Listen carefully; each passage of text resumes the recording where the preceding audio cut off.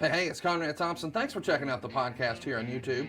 Be sure to hit the subscribe button and the notifications bell. You'll get a notice anytime we upload some new content. And when I'm not asking Bruce, hey, how big was Batista's? Well, you know. One of the things I like to do is help people save money. And if you're watching this video right now and you're in a 30-year loan, man, you're overpaying your single biggest bill and you may not even realize it. I want you to do a little experiment for me. Take your calculator out, multiply your monthly house payment by 360 payments. That's how many payments there are in a 30-year loan. That big scary number, that's your total of payments. You're looking at that number? You know you can do better. Keep more of your own money right now and go to savewithconrad.com. Or maybe you've got credit card debt. Man, it's not a matter of if I can save you money with that. Your average interest rate on a credit card is more than 20%. And by the way, all the interest you pay on those credit cards, it's not tax deductible. Whereas the mortgage interest, well, that is tax deductible. So if you owe this debt, it's up to you how to pay it back. Doesn't it make sense to get the cheapest rate possible and the greatest tax deduction possible? Find out how much money you can save right now for free at savewithconrad.com. You don't need perfect credit. Even scores in the 500s can be approved, and it's no cost out of pocket. But maybe best of all, we're licensed in more than 40 states. We can help more families than ever before. But how much can we save you? Find out right now for free with a quick quote from savewithconrad.com.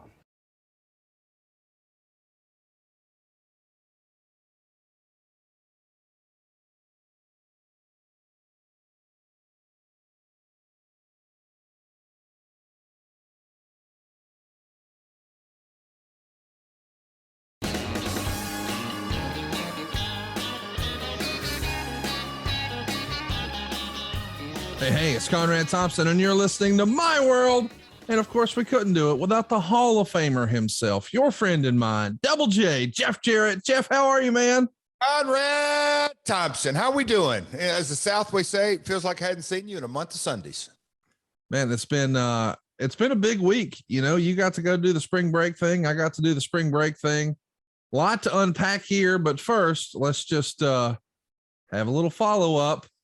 What'd you think of The Sopranos? Because I know you watched it. You told us last week you would. You were going to block off some time, and really, we had plenty of time because the beach was a little cold, a little chilly. So, what'd you think? How many seasons through did you get? Did you get all of one? Did you start into two? Where are we at? What have you seen so far?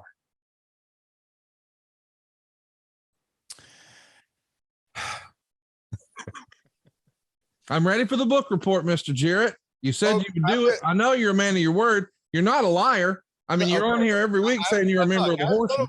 Full disclosure, transparency to my world listeners. Usually, if we have a top of the hour, bottom of the hour start time, we log on. Hey, Conrad, how was your week? How's it going? Hey, Jeff, how's it going? Do we need to catch up on any business that we have going on? Do we need to figure out, like, how's this going on? And we've got a lot planned this summer. And I guess we all should say, how's Megan? How's Karen? Just a little small talk. I like to ask about Larry and Deborah, and just like, I call it sort of the warm up, just a little bit of to and fro, back and forth. Then you say, all right, partner, you ready to go? And I go, well, I think I am. Well, folks, today, I logged on. I said, hey, Conrad. He said, oh, bud, you ready to go? I said, oh, okay. In my mind, there's no small talk today. He must have a busy day ahead at the mortgage company and getting back in the routine and all that. But no, now I see he's going right for the jugular. No, it's not the jugular. You gave us your word you would do something. Conrad, I have had overwhelming, enormous amount of feedback in saying, hey, Jeff, I never watched The Sopranos either. Well, those are also idiots. You should mute them or block them. Now, here's the question for the second or third time so far. I'm losing track. What did you think? How many episodes deep are you? Because I know you're a man of your word. I know you wouldn't say one thing and do another. I know you're not a heel in real life. So how many episodes did you watch? What did you think? What have you seen? Before I answer that, Conrad, would you consider Sopranos is your favorite show of all time? It's not my opinion. It's just factual. It's the best show ever. Yes. Oh, wow. That's well, guess I guess you could say an enormous connoisseur of television who's also in your camp, like very, very strong. Who's that? Karen. And what did Karen think? Karen goes, and she has said this phrase many, many times because, you know, BS, this would come up often. Hey, Jeff, don't you remember? And I go, no, I don't. She goes, you can remember 1995 Royal Rumble, Mania, starting TNA and all this, but you don't remember this? And I go, oh boy, what is it? She goes, I tried to get you to watch Sopranos and you didn't watch it. And I go, oh yeah. All right. So, and I told her the story about the podcast, and I said, Conrad has laid it on me. I've got to watch 5 episodes on spring break. She said, well, great. I'd love to watch it again. It may be at the time that it was out, it may be she saw Gandolfini at a parade years ago. She's a huge Soprano fan. Conrad, can I just tell you that I already know what happened? I've got spies. You know, I got people all over the country who tell me what's going on with Double J. Okay. So I know you're full of shit and you didn't watch the show. I know you started it. I know you didn't finish it. And I know what you watched instead. And I'm here to out the dirty laundry. True or false? You didn't watch all 5 episodes of The Sopranos you were assigned to do and you agreed to do. True or false? Oh God. Just simple. It's a 1-word answer, Mr. Jarrett. True or false? False. Also, my bad. Did I watch it? No. Conrad, I went to spend family time and I actually. Oh, really? So family time is watching Desperate Housewives instead? That's family time? I didn't watch Desperate Housewives on spring break. Are you really going to sit here and look in this camera where the world can see you and lie and say you didn't watch Desperate Housewives instead of Sopranos? Oh my God. If I was to run around and ask the rest of the Jarretts running around Hendersonville, hey, did y'all watch more Desperate Housewives or Sopranos this past week at the beach? What would they say? I hate you. I hate you. Did you know that I had spies in your house? Did you know that? Conrad, this is Monday. Look, we're really getting off on the wrong foot. No, this is the right foot. You're too much. Did you ever watch Desperate Housewives? No, I'm a grown ass man. Overgrown, you might even say. Hell no, I didn't watch that. Now, here's what I did watch. I did watch over the weekend your Twitter feed blow up because you were part of a big parade there for the baseball gimmick you're doing in Springfield. Shout out to all those folks. It was a wonderful time. That night, you got to grace a WWE ring again, mix it up a little bit with The Miz. First and time ring with Miz. I'll be damned. The world of Jeff Jarrett never stops. As you and I are recording this, last night, I ordered the pay-per-view on Fight. I couldn't make it up. I had a house full of guests. I thought maybe they'd want to make a road trip, but maybe we stayed up a little too late on Saturday night. I don't know. I believe so. I got a couple of voicemails. That's for another story. Point being, you screwed Nick Aldis out of the world title last night. I mean, he had Matt Cardona whooped.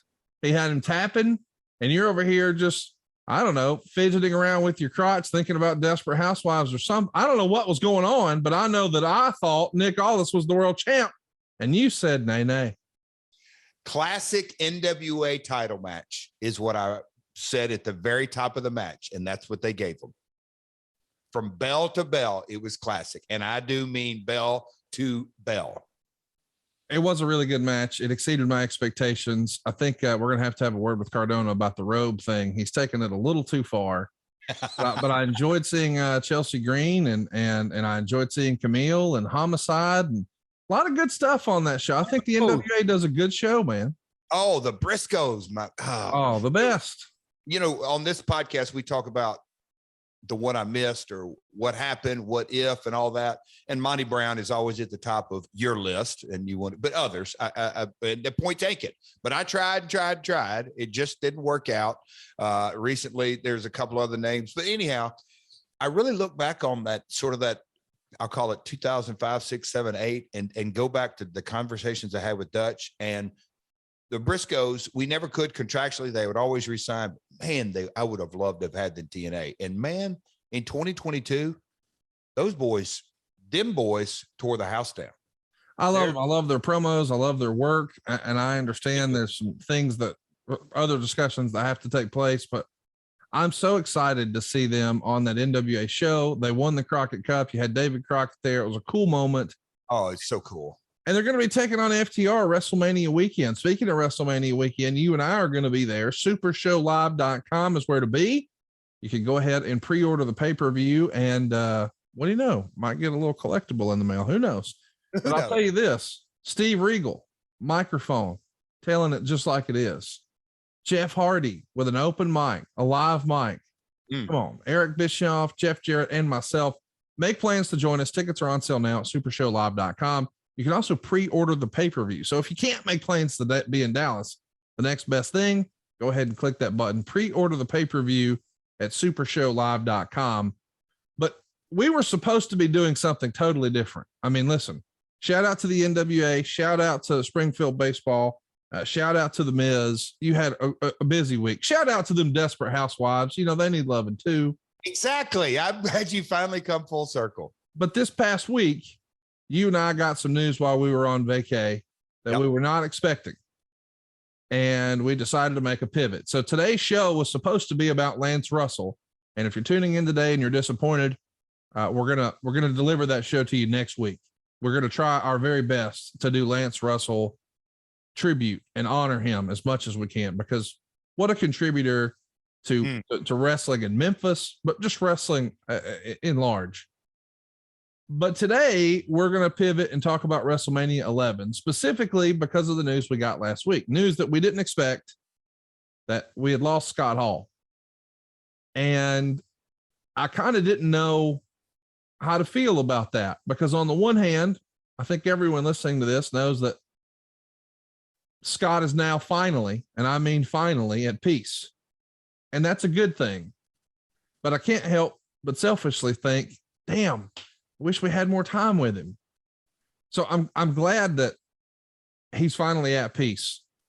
But man, I didn't expect it this soon. I didn't expect it this early. And I don't know. It feels weird to transition from funny haha to a serious topic, but this is a guy you knew in real life. What'd you think when you saw the news that our friend had 3 heart attacks and was in a bad way?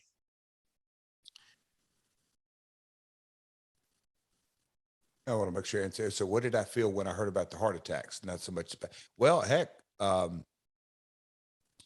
obviously we've become close. You know, I text you because it was just like, wow.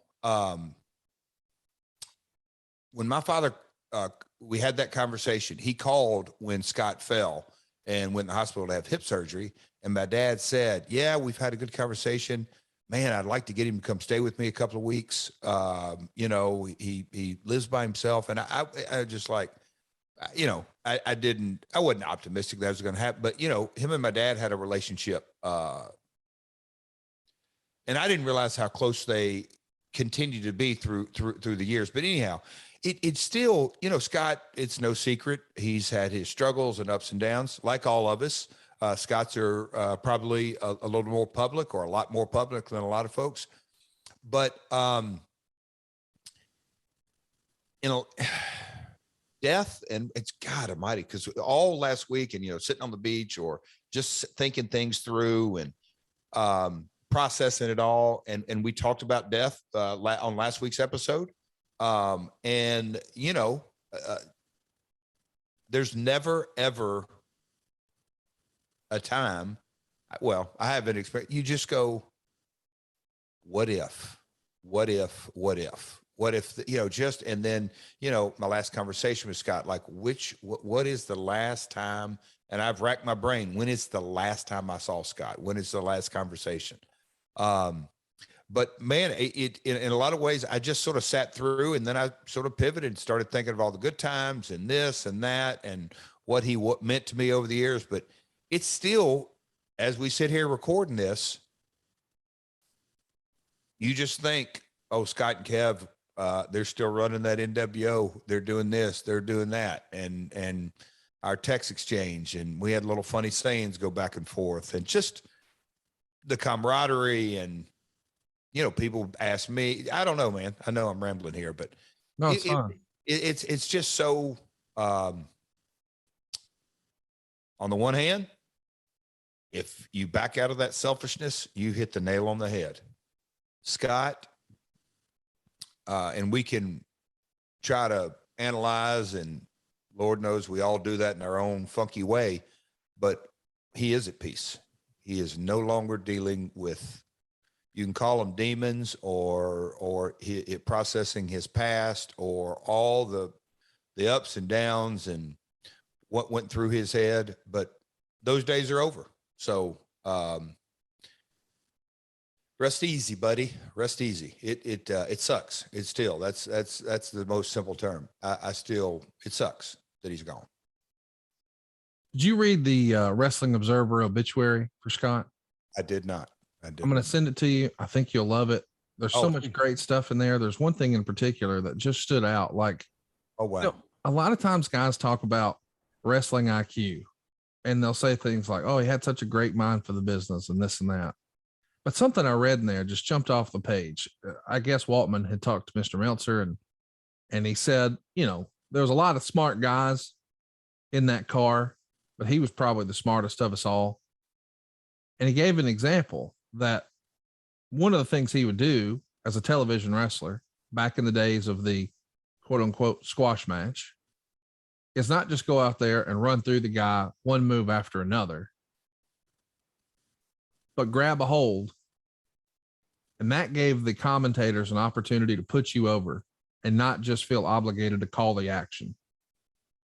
Because if you're just doing one move after another, they're trying to describe the action and talk about what's going on. But if you grab a headlock on a guy, well, now they can talk about you. I just thought, man, what wisdom to not want to say, man, let's go give them the best match possible. What wisdom to say, this is where you give those guys their chance to do their job and do right by you. I had never seen that explained anywhere else before, and it just made all the sense in the world. Those things we had heard for years and years, that Scott Hall had one hell of a mind for the business. Boy, you ain't kidding. You know, they stoicism and philosophy, and they talk about the writings and how wisdom is passed down, and you can read a book and gain a lifetime of wisdom in a sitting of reading or a couple hours of reading. And, you know, Scott in car rides or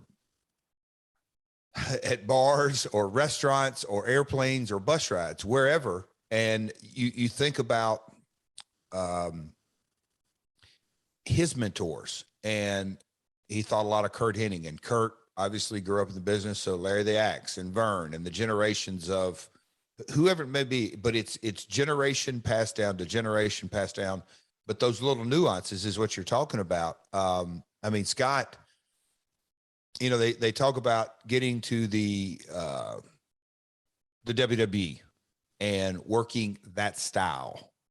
I think Scott and Sean taught me more about the nuances of working that style. And I say more than a television product, but the little example you gave right there, it's really how to get over. Mm-hmm.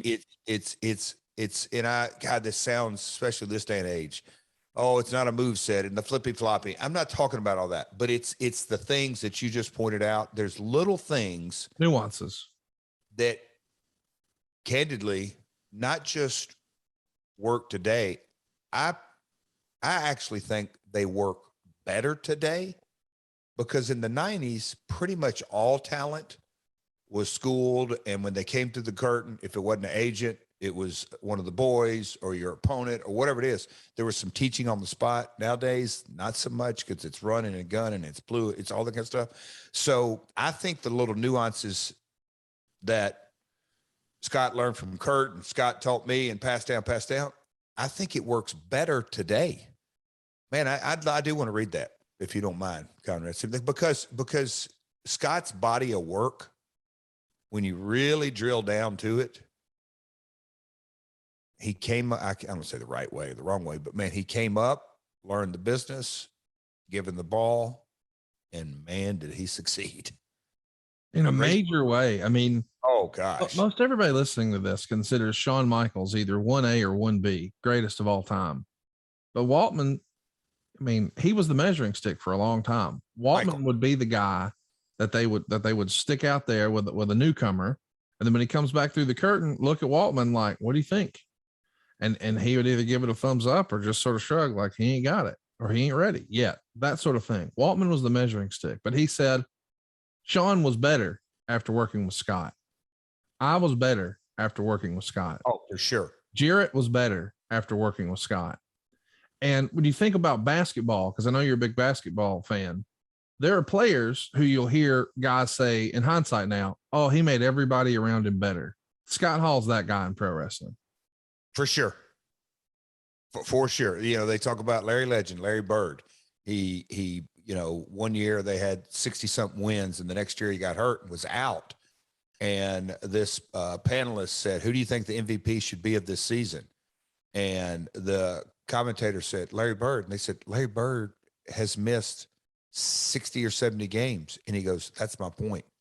With Larry, everybody's better and they're dominant. Without Larry, remove one member of 12 and they're below 500.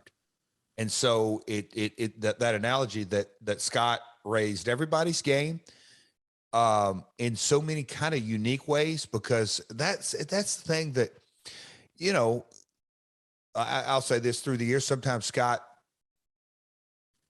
was rough around the edges in delivery to some guys. And maybe he was, I don't say taking the wrong way. Maybe he delivered it the wrong way, but whatever. But Scott cared about every match on the card. And he'd go to the curtain, watch match 2, match 3, whatever it is. And he had no problem pulling the guy aside, whoever it was, and said, hey, I watched this, and this. That's caring. That's wanting the team to get better. That's checking your ego and say, hey man, if this guy's better, we're all better. And Scott did that a lot. I mean, a whole lot. God, yeah, there's knowing we were doing this episode, I was thinking on it's, yeah, there's so many little things he taught me on timing that. Can you give us an example? Like just one little random one. I know I'm getting way in the weeds and granular, whatever we joke about, but that example of, hey man, don't just hit the moves, grab a hold so the announcers can put you over. God, that just clicked to me like, oh man, that makes total sense. But I've never heard that explained before. Is there something like that? Maybe another nugget that he dropped on you that you carried with you for the rest of your career? I don't know that he came up. I don't say he came up with this, but he is the one who impressed upon me, and Shawn did. But Scott, because I was working with him, you know what a double down. Boy, this is really inside baseball. Yeah, we know what a double down is. Yeah. But you know, if I'm the heel and there's a baby face and you give him a belly to back suplex and both guys are down, Scott said, I know it goes against the grain, but don't move. Like, don't move at all. I'm like, that kind of contrary to selling. You sort of still got to have motion, because if you lay flat, you're dead. Don't dead sell. You know, but it's a nuance that when there's a time to be motionless, see how the silence works? I gave the example is because then you go, what's next? Yep. Okay. Well, so if Scott and Jeff are laying completely flat in the ring and nobody's moving and the referee's looking, the fans innately emotionally go, oh shit. Okay. And the timing of the referee getting to 3 and 4 and Earl Hebner, Kyoto's good. All of them were good, but the referee, you talk about conducting an orchestra, and it's literally like the conductor. If everybody's flat and Scott's like, I'm telling you, dude, Jeff, the way we have this pace in this match, don't move. That kind of nuance. And he impressed upon me, hey, you moved too soon. Don't move on 2, move on 6 tomorrow night. Okay, I'll give it a shot. It worked. It worked so good that you go, oh, wow. And I know that I've taught numerous guys, hey, trust me, we're going to do this spot. And when we go down, I'm telling you, don't move. Just not a leg, not an ankle, not an arm, not a wrist. Lay flat, dead. Yeah. And the people come. That's Yeah, there's a couple. I mean, there's another one too. We used to do this spot outside. This is back before wireless mics, Conrad. So Chimmel would be at ringside, or the ring announcer would be beside, and the cord to the mic, and Scott would go over, and we're fighting outside, and he would buzz the guy and like, Chimmel, turn your mic on. We don't want whatever. Just it's a hot mic. Be ready. And we're fighting over there, and I would pick it up and hit him on the side of the head with it, and it would make a boom, boom. I can't do it with this mic, but I mean a real good sound, and the people would ooh. But it's one hit, and he said, "Don't do anything else, Jeff. No punch, no kick. Roll in the ring, and let that last thing they hear is that sound." And he would lie flat outside, and we'd milk it, and then when the referee started the count, he wouldn't move to let the people sink in. This is going to be a flat ass count out. It didn't move. Is that too inside baseball? Does that make sense? No, I love it. And that's really what we, the audience, I consider myself the first listener. That's really what we want. And I knew it was a little bit of a curveball from what we were planning to talk about, just WrestleMania 11. But when you said you hadn't read The Observer, I wanted to share that story with you because it was so inside baseball that I'd A, never heard it, B, never considered it. Because we as fans, we're interested in the mechanics of how to put together a match and what works and what doesn't work, but more importantly, the why. That's the reason people are listening to this podcast. I mean, candidly, everybody listening to this watched WrestleMania 11 or could turn this off and go watch WrestleMania 11. But they want to hear the story behind the story. So you do. I got to tell you a story then. I got to tell you a story that kind of relates to this. Doing the meet and greet last night at NWA. Yeah. People coming through. We had some podcast listeners, gave out koozies. I would always say, "Hey, this is on Conrad. It's not on me. These are on Conrad." We had fun with it. But the old proverbial saying, "Jeff, I hated you." Yeah. And actually, my son hated you because I hated you. And he'd watch you on YouTube and he hated you. But no, that damn Conrad Thompson, he said your story's going to be interesting. And I said, bullshit. And you got about 3 months in. And I said, I'm going to give it a shot. He started listening, blah, blah. And I asked him, Conrad, last night, I said, come on now. Now, why did you hate me? He said, anybody could have beat your ass back then. I said, oh, can you care to elaborate there, pal? He goes, oh, God, I wanted to kick your ass and just knew I could do it. And I go, how about that? Job well done. Yeah, absolutely. But no, the thing being is in those enhancement matches, and whether it was Pat or Jack Lanza, Chief J Strongbow, those guys in enhancement matches, look, you could go out and do a move set. And like you said, Scott, I always wanted to take, shout out to Marty Gardner, whoever I was working with, I always wanted to give my enhancement guys probably just push the line where Vince would say, damn, Jeff, you're giving him the whole match. I wanted to push it right up to that, because if the people think the enhancement talent can kick my ass, well, then the Razor's going to beat me in 30 seconds. And if I just escape, I win. Yes. Yeah. So it was good. NWA was fun last night. Well, listen, guys, we appreciate you being patient with us. This is really the first time Jeff and I have been able to speak since he's been out of town, and I have too, but we're excited to talk about Royal Rumble. I want to mention briefly, Jeff, we're doing what we can to try to celebrate Scott's legacy. We just did over on adfreeshows.com. And I think it's in one of the podcast feeds. I need to see which one. We did like a tribute to the bad guy, but we're going to be recording as you and I are recording this tomorrow. Jake the Snake, myself, and Diamond Dallas Page are all going to have probably the most emotional conversation about Scott Hall ever. So if you're looking for more Scott Hall content, let me recommend DDP Snake Pit. I don't reckon it'll air this week, but maybe next week. It's going to be, I'm trying to gear up for it, because just as the podcast you and I did, I did an Ask Conrad Anything last week, Jeff, and somebody said, hey, what's the most important podcast, or the one where when you clicked stop, where you were like, hey, if I never do another one, I could go out happy with that one. I named our Owen episode because that wasn't really a podcast. That was an emotional experience. And that's what I expect this one to be. So if you're looking for more Scott Hall content, not just about wrestling, but there will be wrestling in there, but about the guy. Yep. Tune in to DDP Snake Pit. It's free anywhere you enjoy podcasts, not behind a paywall. We want everybody to see it, because the crew over there at DDP's place, they do a great job on the video too. So it'll be on YouTube, but everywhere you enjoy podcasts. But today's topic is about WrestleMania 11. Let's get into it. Coming out of Royal Rumble, it's your first run as the assistant manager of the WWF. You've got the Intercontinental title. You beat Razor for that title, and you can hear about that in the archives. But did you know coming out of the Rumble, hey, we're going to run it back with Razor at WrestleMania? Did you know it was a rematch for WrestleMania already? I knew it was a good shot at it. As we get into talking about the finish of Mania, but winning it at Rumble, it was a natural. Man, I hate to say the glory days of pay-per-view, but I say that tongue in cheek in that there was Royal Rumble, and then you didn't have another big show till Mania, and you had really good time to build. But yeah, when I won it at Rumble, I knew that we were probably going back to it. Candidly, I thought that's where I was dropping it back to him at.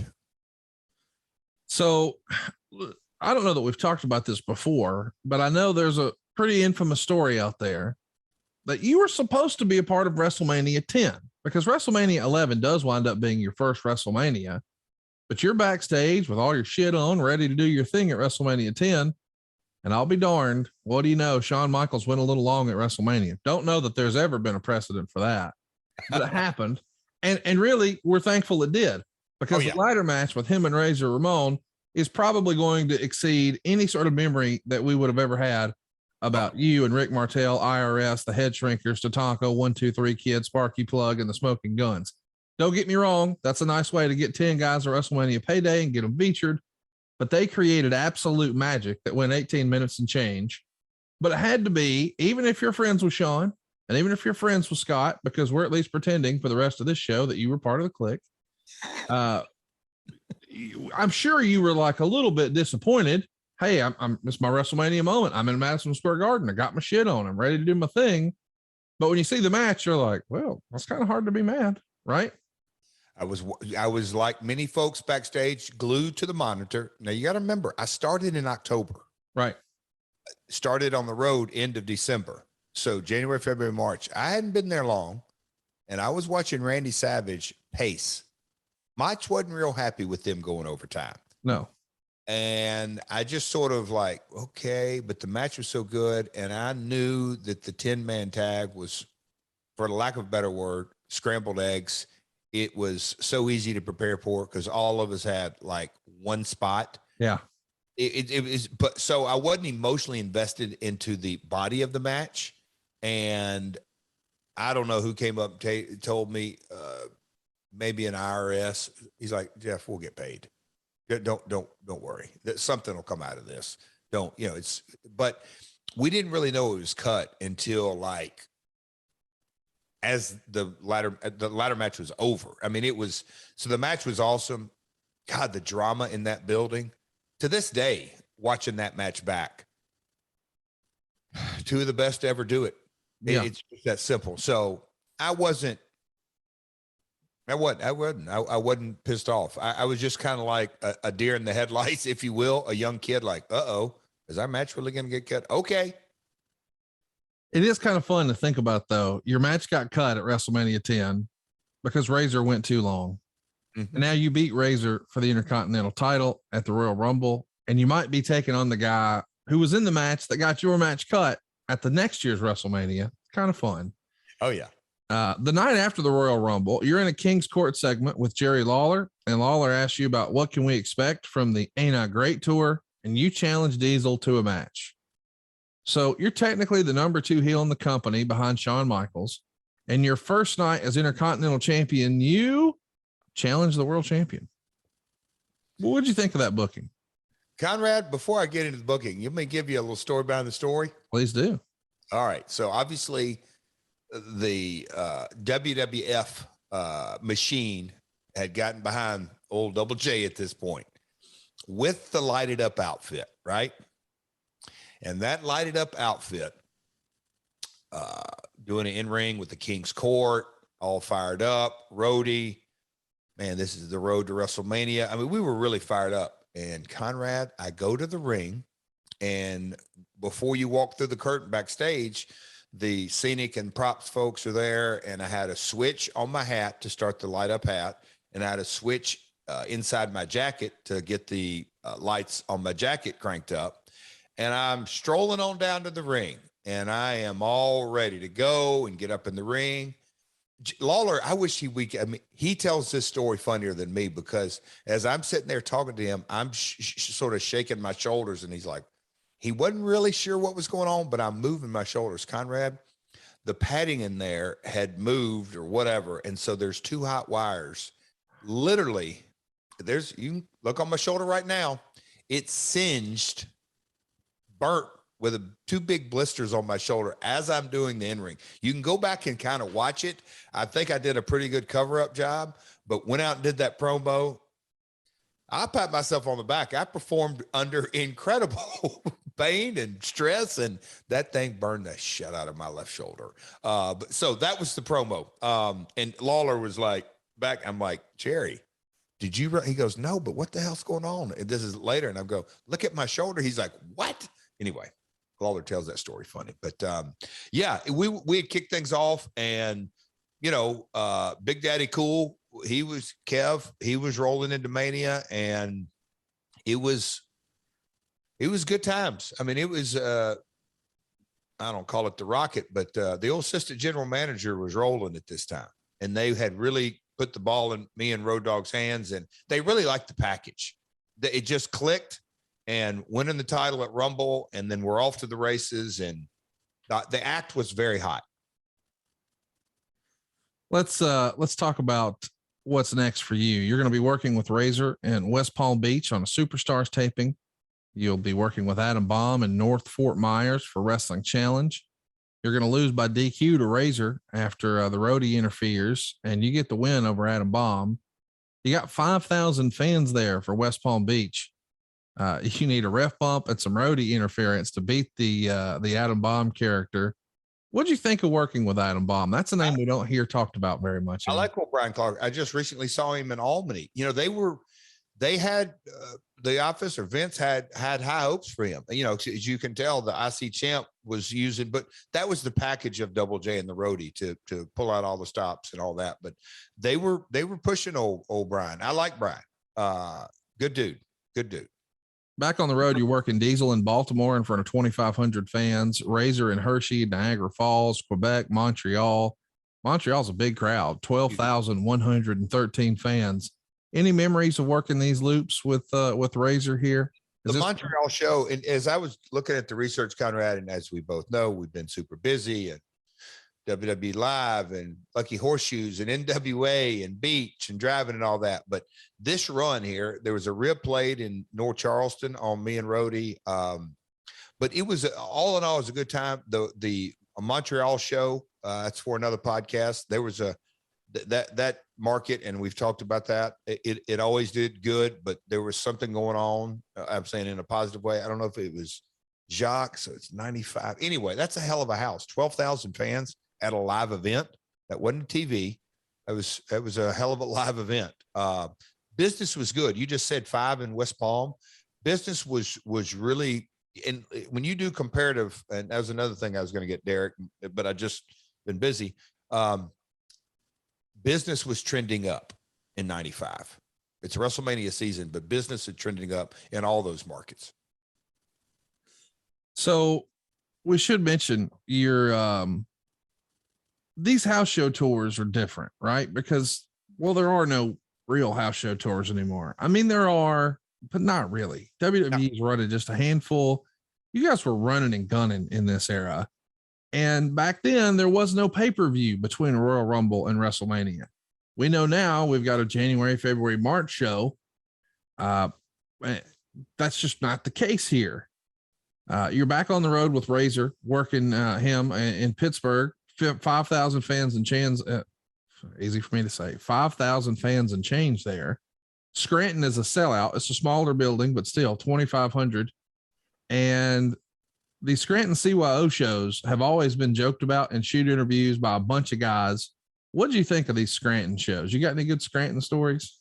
Well, I mean, to put it all in context, and this is why I love doing the podcast for a lot of reasons, but this is one when you really drill down in what you just said. So Royal Rumble in January, Mania in April. So you have like a rock and roll tour. We were out on tour. We were grinding it. We were doing TVs, but lots of live events, AKA house shows. And it's before social media.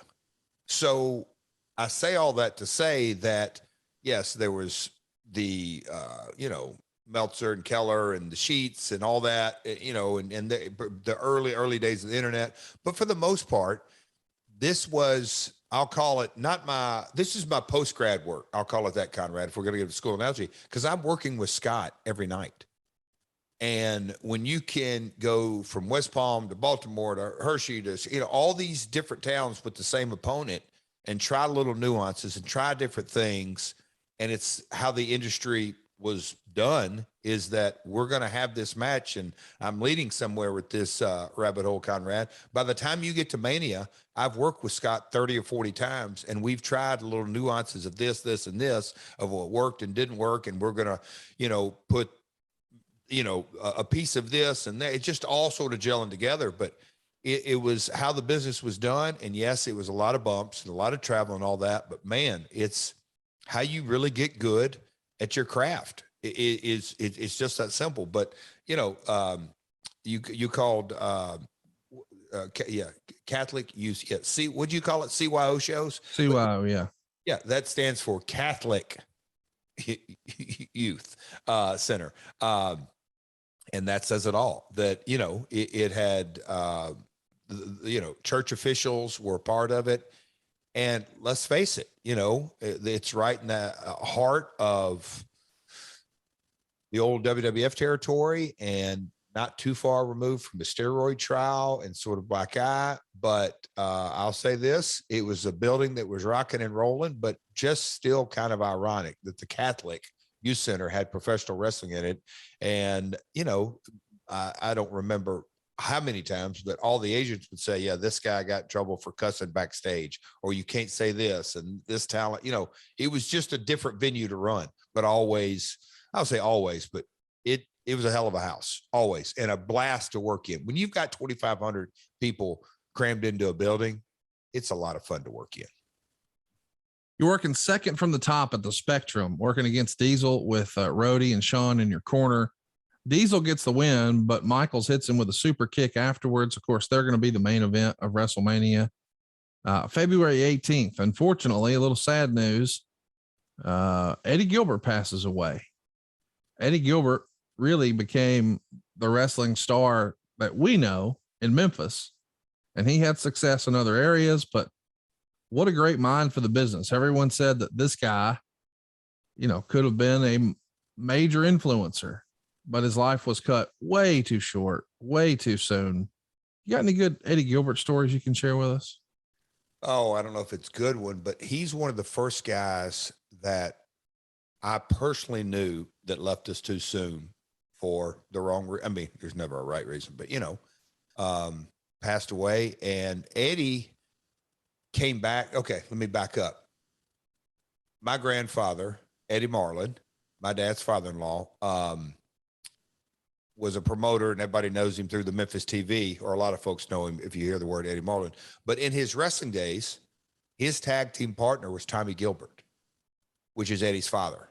So the Gilberts and the Jarretts and the Marlins, I mean, I grew up knowing Eddie and Doug, and it was just, second and third generation and all that. So when I broke in, Eddie was away, and I don't know, he's working around, but, I knew that Eddie had worked and been successful, and wasn't a real big guy, but I looked up to him as far as, okay, this guy's traveled around. But then when he came back, Eddie's sort of attention to booking and detail. And we would, on our spot shows, I was used to working in a spot show, maybe 10, 12 minutes, and just going out and having a good spot show match and entertaining the fans and doing it. Eddie would go into these spot shows, and he's booking or assistant booking or whatever, and 5 matches on a card, 2 matches intermission, 2 matches intermission, and then main event. And me and Eddie, he's like, hey man, I'm going to give us a lot of time on this. Here's the finish. And me and Eddie would do 30-minute in the main event, 30-minute time limit draws, Conrad, and we would go to a draw as the main event.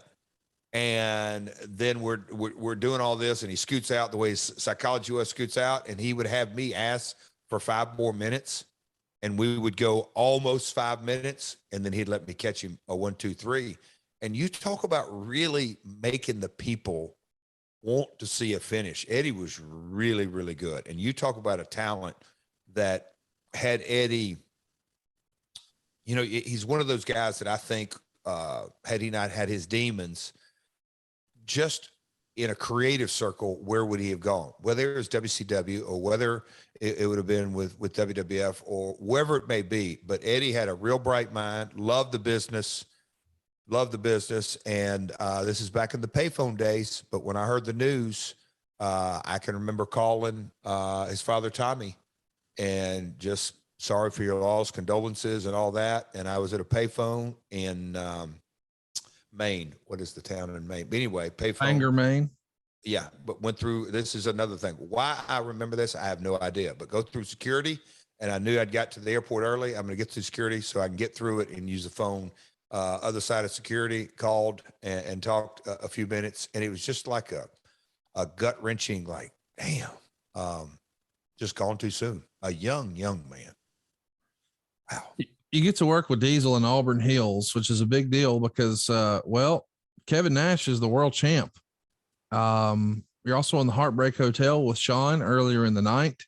You got to feel pretty happy with your spot. I mean, I know a lot of times whenever we've talked about your WWE experience, we often get to a spot where you weren't happy creatively, or you didn't feel like your career was exactly trending in the right direction. But that's not the case here, is it? Conrad, I'm 27, 28. And IC champ, and on 2 or 3 times, even a live event, a Heartbreak Hotel, main event, maybe run in on Sean's match or whatever it may be. I was having the time of my life.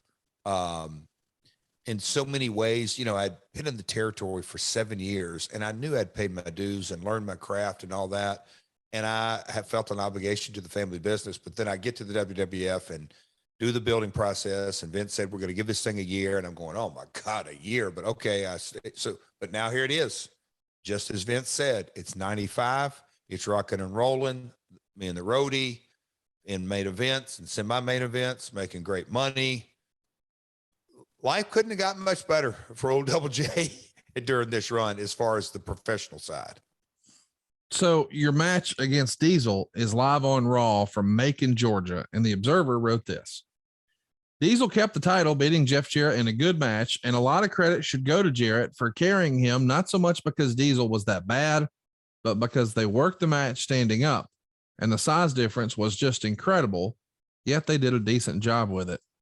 So how about that? Meltzer putting you over a little bit. What do you remember about your matches with Kevin? It feels like a lot of times, you know, they try to do, when you have a big guy like that, a David and Goliath type story. What was your experience like working with Diesel here in 95? Me and Kev hit it off from day one. Man, I feel for Kev right there in this time too, because you just think of, I'm sorry to, but you know, you just think of, yeah, I mean, they met each other 30 something years ago. Yeah. 3-decade-long friendship, brotherhood, really. Yeah. I mean, it's a different kind of deal. And, look, me and Kevin buds, and me and Scott are buds, and Sean, and you sort of come up that way. But when you thinking about Scott and Kevin, the WCW, Diamond Stud, Master Blaster, Oz days, they, you know, go to the show, and Diesel and Razor formed, and then they leave and had just uber success. And all through these years, and go back, and you know, they were with us at TNA for a period, but just those two, it's my heart goes out to Kev. But shit, I got lost. What were we talking about, Kev? Well, just what your type of matches, putting matches together with Kevin. Yeah, Kevin Nash.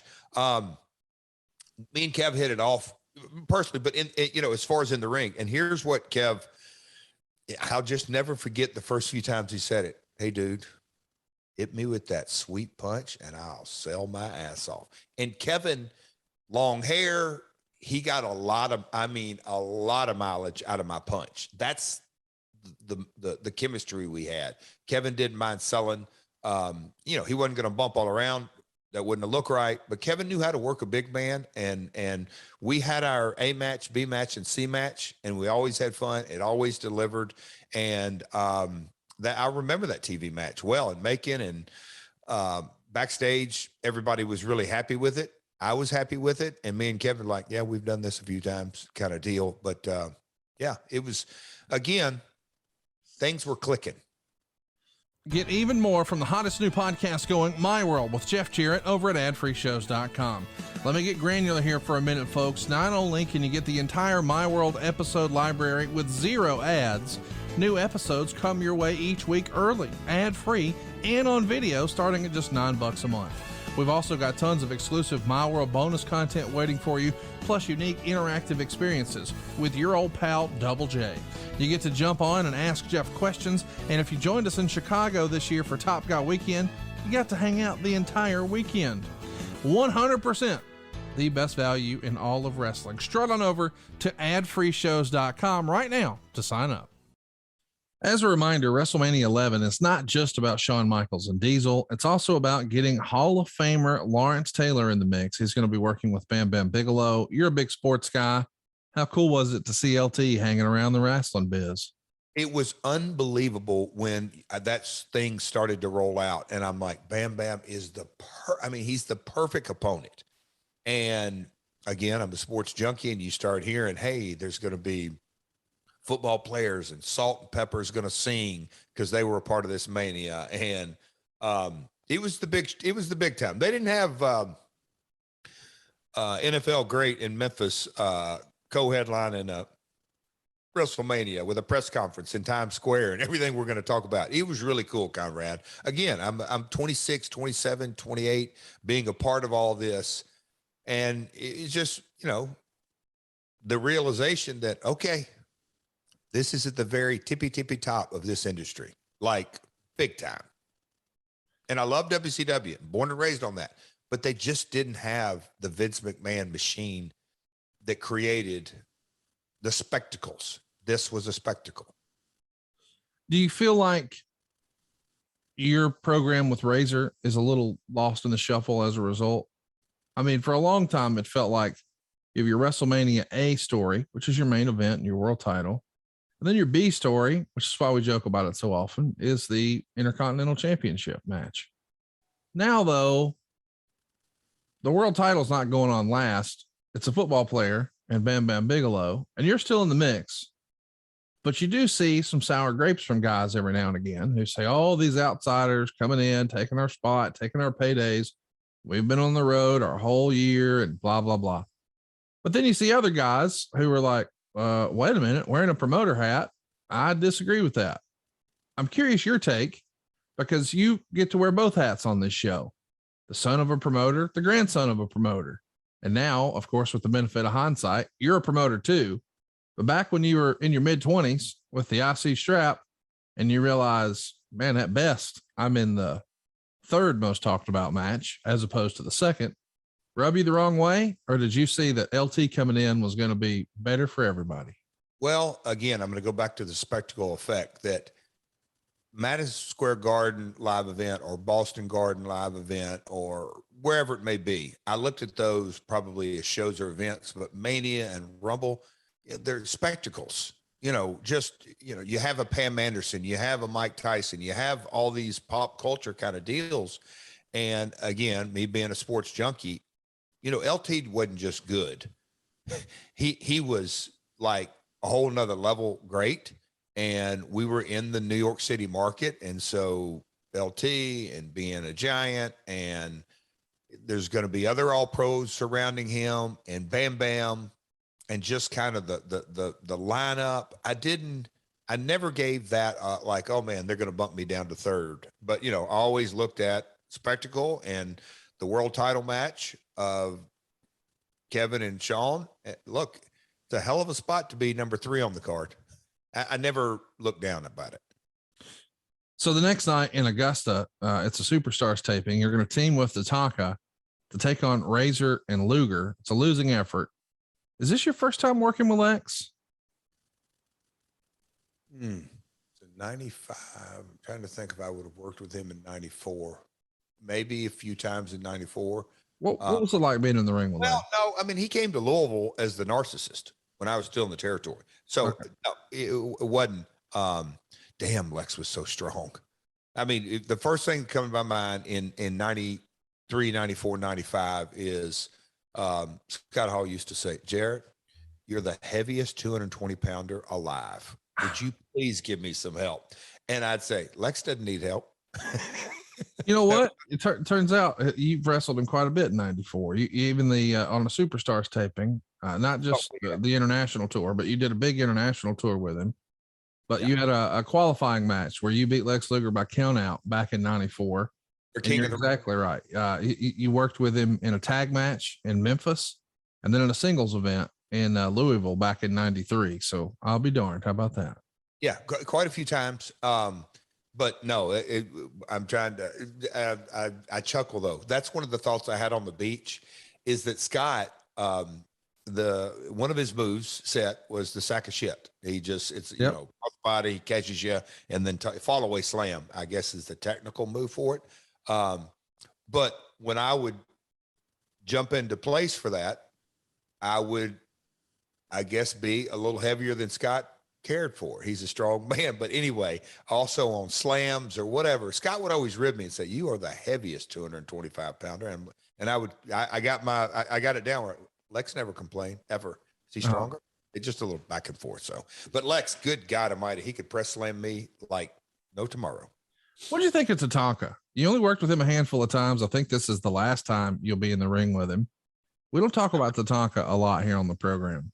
So it's a different era. You know, we talked about Adam Bomb and IRS and the head shrinkers, just the mode of gimmicks or personas. I'm the singing cowboy and Diesel's the truck driver and blah, blah, blah, blah, blah, all this kind of stuff.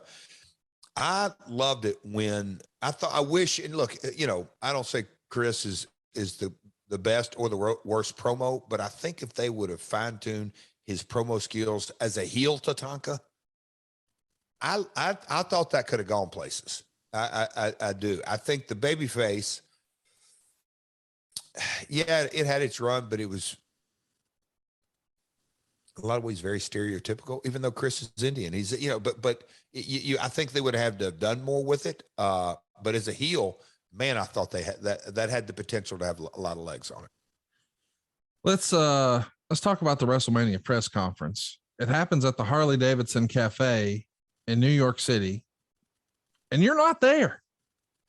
That just feels weird to me. I mean, I guess it's all about those other two matches, but were you a little disappointed that you didn't get to be a part of a WrestleMania presser like this? I have a strong feeling, and I was racking my brain actually this morning doing cardio, Conrad, why I wasn't there. Maybe I wasn't booked, or maybe I was.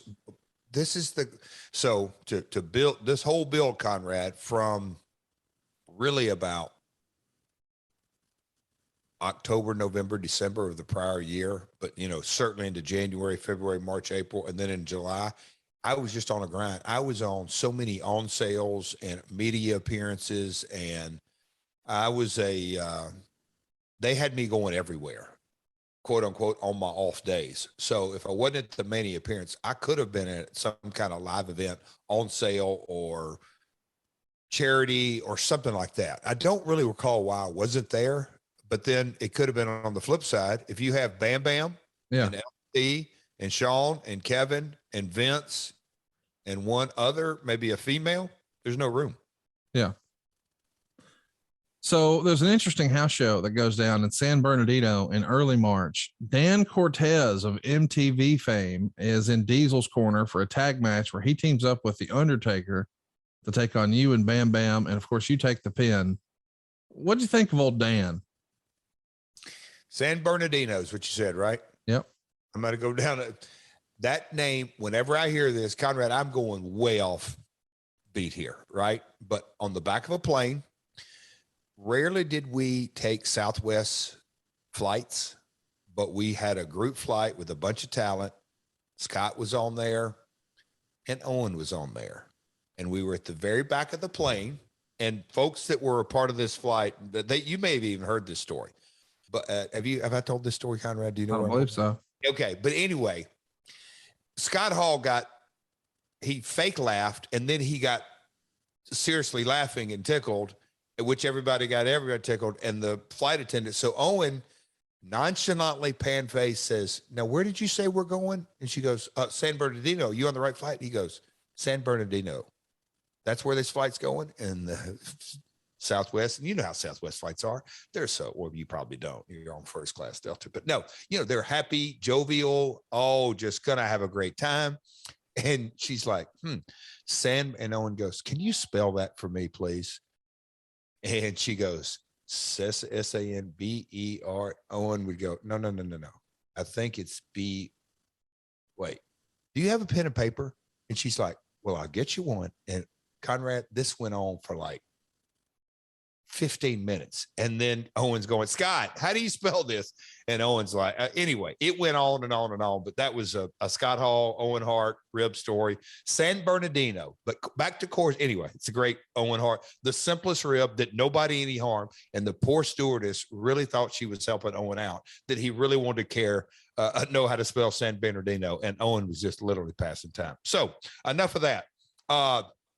Another integration of, it was there wasn't a lot to it.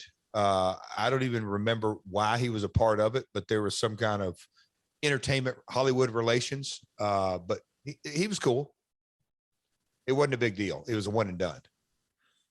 So the final build to WrestleMania, somehow Barry Horowitz gets involved. Meltzer would write this. Barry Horowitz did an interview for an IC title match with Jeff Jarrett, saying he's talked with Razor Ramon and knows all of Jarrett's weaknesses. Cornette said Horowitz's one-loss record was 0 forever.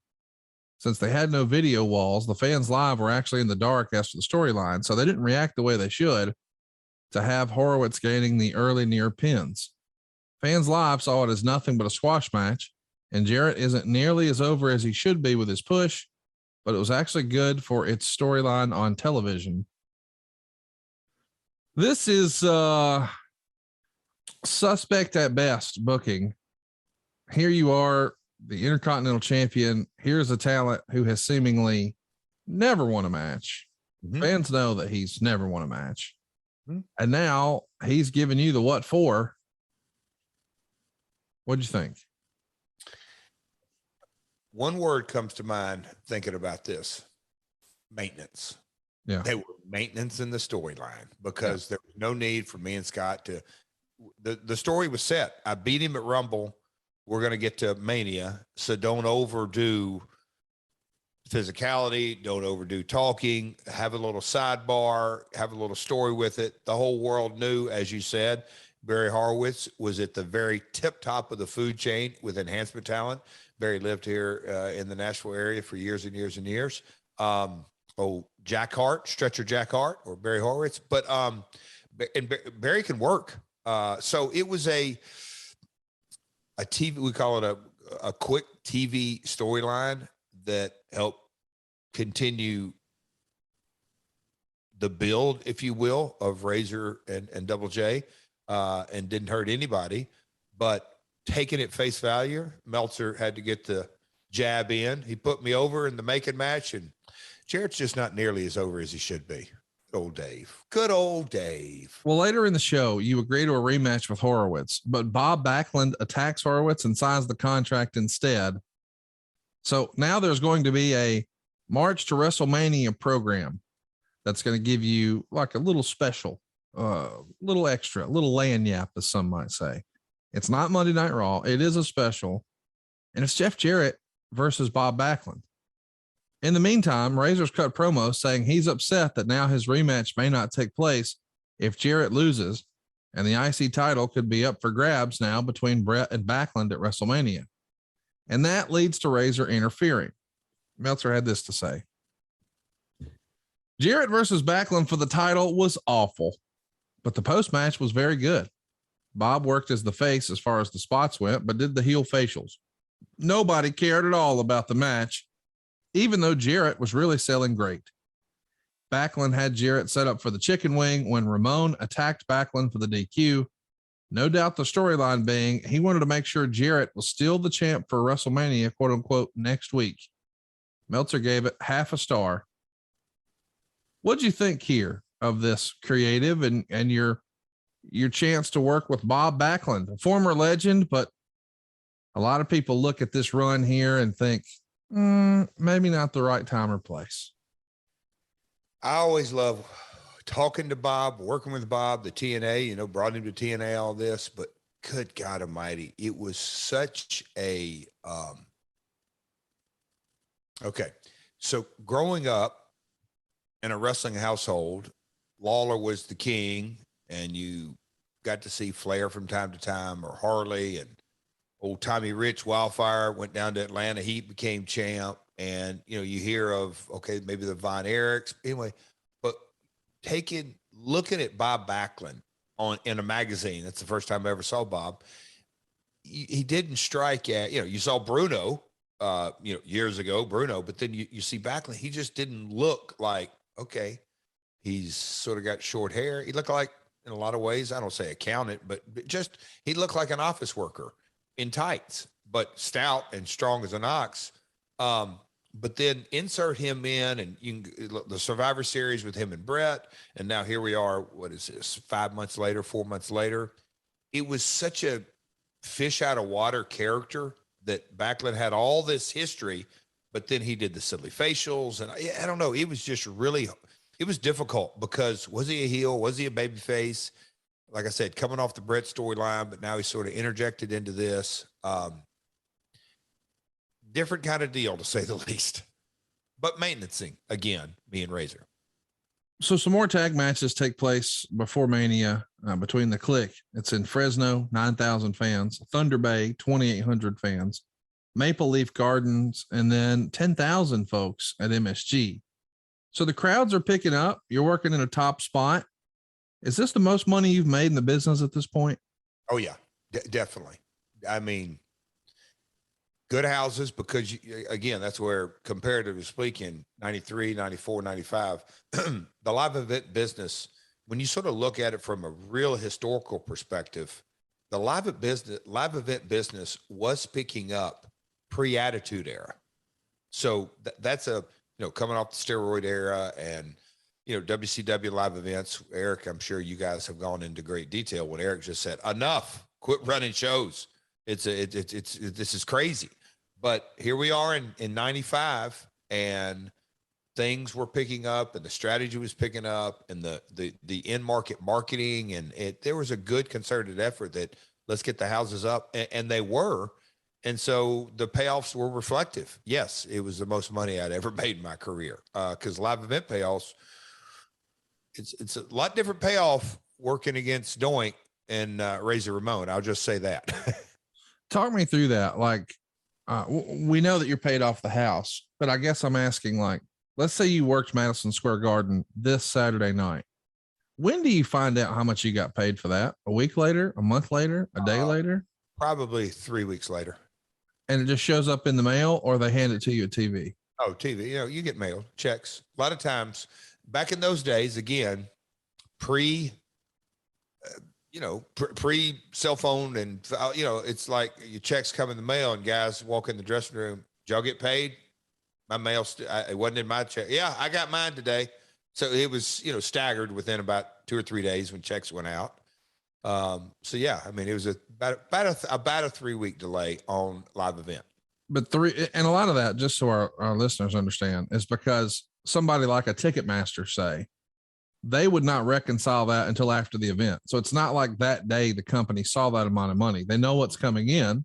They could get a report, but they have to get all the credit cards processed, all the checks cut. So once the WWF gets their money, then they go ahead and make sure that you guys are paid. In those days, it's crazy. I mean, this is, I don't say, when was FedEx founded?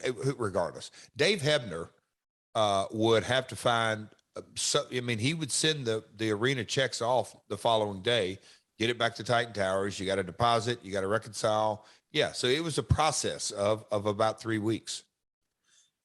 But it's almost a little kind of nerve wracking, I imagine. If you've got a kid who's near the end of their high school career, they get a little piece of mail and then they're nervous to open it. Did I get into this college? Right? There's this anticipation of what's inside this envelope. Sure. It's kind of the same thing here because you don't know what it is until you open it up, right? Exactly. I mean, but as things were grooving, everything's relative. So, not till, and we've documented this, but I mean, once, I'll say 94, I kind of had a pretty good idea on what that check would be. Okay. The house was great in Dortmund, Germany. I'm probably going around 1,500 or whatever it was, or $2,000. Ooh, wait a minute. So I had to do the Canadian blue check run, and I did Sudbury, and I did Barrie, and I did this town and that town. Okay. It's going to be in Canadian dollars, and it's going to be 500 a shot, 600, 700, 800, whatever it may be. You had a good guesstimate. Only shows like a Garden or a Boston Garden or something like that you're hoping it goes from, I don't know, 2,500 to 3, whatever it is. You're back on the road in Detroit at the Joe Louis Arena and then the Boston Garden. You're a nostalgia guy. You've been all over at this point. You've hit all the major arenas for the WWF, the MSGs, the Philly Spectrums, the Joe Louis Arenas, the Boston Garden. Did any stand out as favorites for you? Well, me and Scott were in a ladder match in the very last wrestling event in Boston Garden. And it was, oh man. I mean, and back up even further. When the old Boston Garden, when you would drive up the ramp, it's a wooden ramp and it sounds like a rickety. I mean, a ton of noise, but look, I was a huge Larry Bird. I was a huge Boston fan. And so during the 80s, I'm watching all those Celtics Lakers finals or Celtics Pistons, Eastern Conference finals, or Larry Legend hit 65, whatever it is, Boston Garden, and then get to perform in that building and then get the word out, whether it was 3 or 4 months, hey, you're going to be on the very last Boston Garden wrestling show. And then for it to be a ladder match in a featured match against Scott in a very marquee match, I mean, didn't call it a bucket list back then, but man, are you kidding me? I loved it. Absolutely. It's to this day, to be able to say, yes, I was in whatever semi-main event or whatever it was, but against Razor in a ladder match in the Boston Garden. It's a big deal. Big for me. So you get to be the main event of the WrestleMania 11 public workout. It's at Times Square, Canyon of Heroes. It's where you're going to wrestle Tony Roy until you finally go Diesel into the ring. He ends up power bombing the roadie.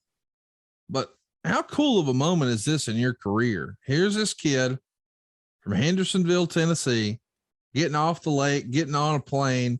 Now he's in Times Square in a fucking wrestling ring. Where the ball drops, Conrad. Not just walking around taking pictures like a tourist. No, there is a wrestling ring set up in Times Square, and now you're in it. This has to be like, is this real life?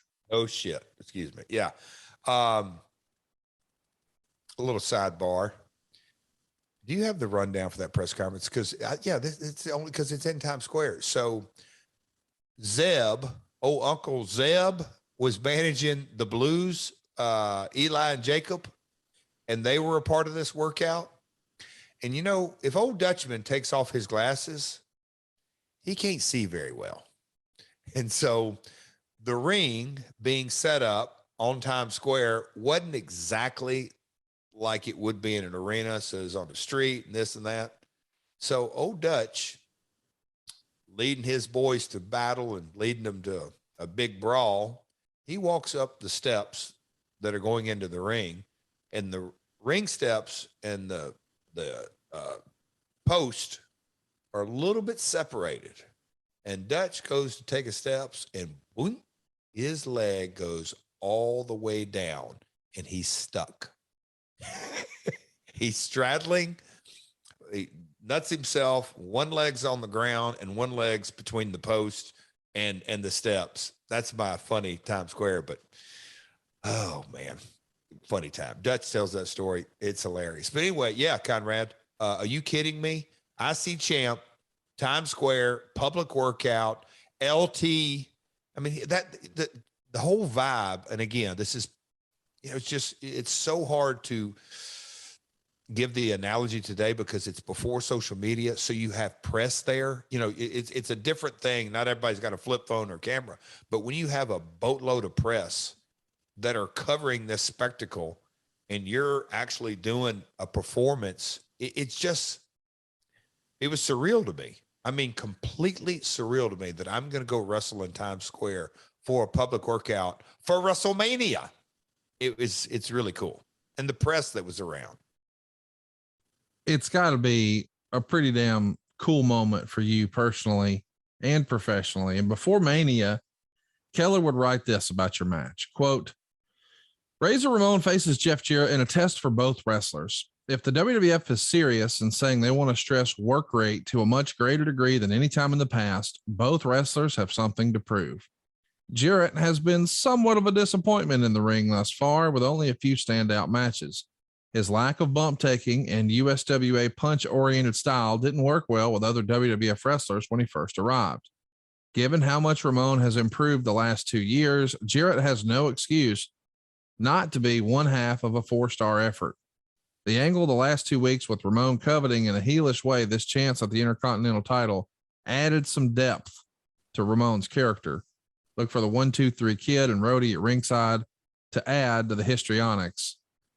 Did you feel like this was like, obviously it's a dream come true to be at a WrestleMania and have an Intercontinental title match and be working with a guy like Razor Ramon.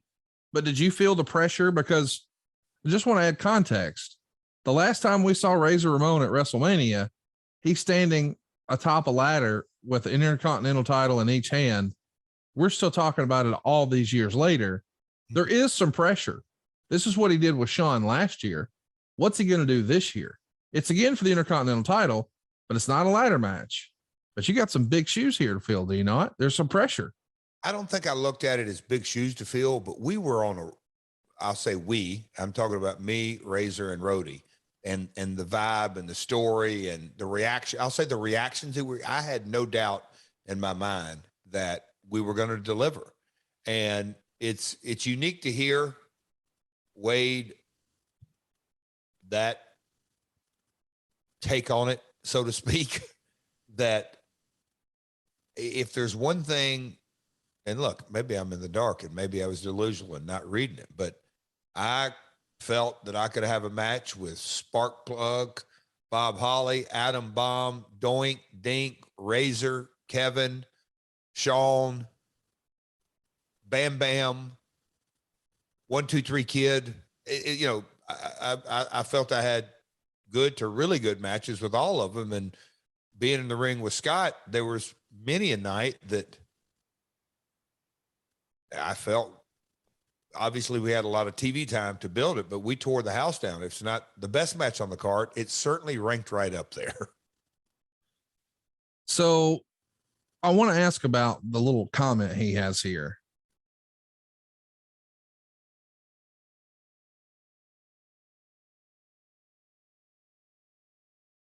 Lack of bump taking. Yeah. Like, did he think you weren't, did you hear that criticism ever? Or is this the first time you're hearing it? I mean, if there's one thing as a heel or as a babyface either, I don't think I've ever been accused of no selling or not selling. To be clear, I read that as bumping and feeding. Was that the way you read it? Oh, that's yeah. I mean, the other day there was a clip, and shout out to Marcus on social media. He goes, "Damn, dude, what a bump and feed guy you were." And I said, "Is that the first time you've seen that?" Yeah. I mean, okay, I'll say this. That's one thing Kevin and Scott liked as them being the baby faces is that me and Sean flat back, up, down, up, down, up, down, up, down. They could just stay in one place. Yeah. Just stay in one place. So the punch oriented style. I mean, here's the thing. All I've ever heard is that Jerry Lawler has the best punch in the history of wrestling. I don't know. Chat me up. What do you make of this criticism from your boy Wade? Punch oriented style didn't gel well. and this is where we have a lot of fun with Dave or Wade or whoever it may be. Their job was to sell newsletters, specifically in this era. You never had any guys say, I don't want to take these less punches. We're doing too many punches. Never. I don't understand how guys just make shit up. I mean, I'm going to go back and defend Wade and Dave. They're selling newsletters. So they got to write a little something controversial to knock me, to make it interesting reading, to have their viewers say, hey, Wade, you're full of shit. Or, oh, yeah, you know what? Jeff does throw too many punches and he does bump too much in the ring, or he doesn't bump enough in there, whatever it is. It's nonsense. But let me ask this. I'll give some context here, because this is going to be maybe uncomfortable, maybe not. But Conrad, if you bring up Desperate Housewives one more time, I won't. I promise. Okay. Not today anyway, but next week you're getting it again. Your dad and you guys have had a complicated relationship. I got a ton of DMs about our conversation last week, and that we sort of took a hard right turn, but had really good conversation about your dad and just family relationships and all that jazz. I got feedback too. Well, I'll share with you at some point. I want to tell you, or I want to ask you rather, this era is where on the other channel, Hulk Hogan and Randy Savage are starting to kick the shit out of WWF. Now, the 83 week thing is not yet happening, right? Because there is no Monday Nitro. That's going to happen later in the year. But all of a sudden, from a licensing standpoint, from an advertising standpoint, we've always associated Macho Man and Hulk Hogan with the WWF, and now they're on the WCW side of things. Well, supposedly, Eric Bischoff is asking, hey, what can we do to really level this thing up? What should we be doing? Da, da, da, da, da. He freestyles this to his new business partner, Mr. Terry Bollea, who we know as Hulk Hogan. And he says, brother, call Jerry Jarrett. And your dad, while you're the Intercontinental Champion, working out in Times Square, about to be taking on Razor Ramon at WrestleMania, one of the biggest moments of your career, your dad takes a consulting gig with WCW. And at the time, he was actually still on Vince McMahon's payroll. Now, your dad had told Vince a long time ago, stop paying me.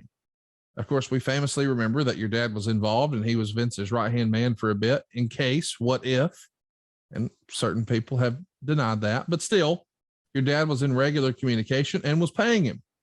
But now he's taking the paycheck from WCW and he calls and says, Vince, I just want to tell you again, you should stop sending these checks. I'm actually working for Turner's Outfit, and those checks stopped coming. But it almost felt as if, and I'm not saying wrestling is mafioso or whatever, but it almost felt like, was one of the head of the families, if you will, McMahon was essentially just paying your dad tribute when he kept floating those checks. Hey, you had my back and you were there when I needed you, so here you go. But now he's switching jerseys and he's going to take the check somewhere else. And this comes out and is in the newsletters and people are talking about it right before your big moment at WrestleMania. When did you find out that your dad was going to take a consulting gig with WCW? And how did you think that was going to affect you at all, or if at all, in the WWF? Well, he didn't tell me. Oh, how did you find out? Through backstage talk. I can't put a finger on any one person, but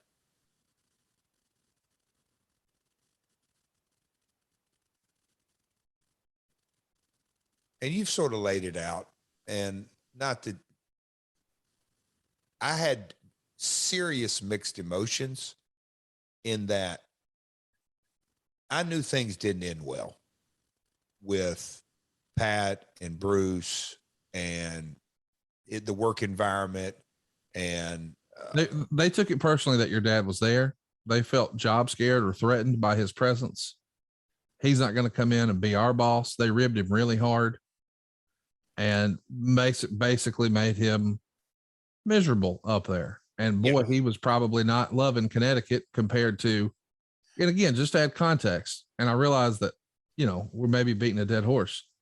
But your dad's used to living in, I don't know, 15,000 square feet of luxury in a hometown where he's celebrated and has a bunch of acreage and knows everybody. And it's truly home. And now he's cramped into a, I don't know, 900 square foot corporate apartment.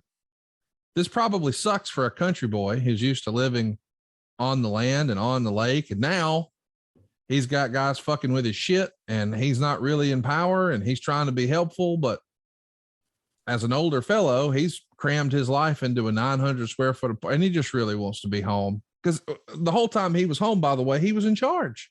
So he was not a cog in the wheel. He was the boss.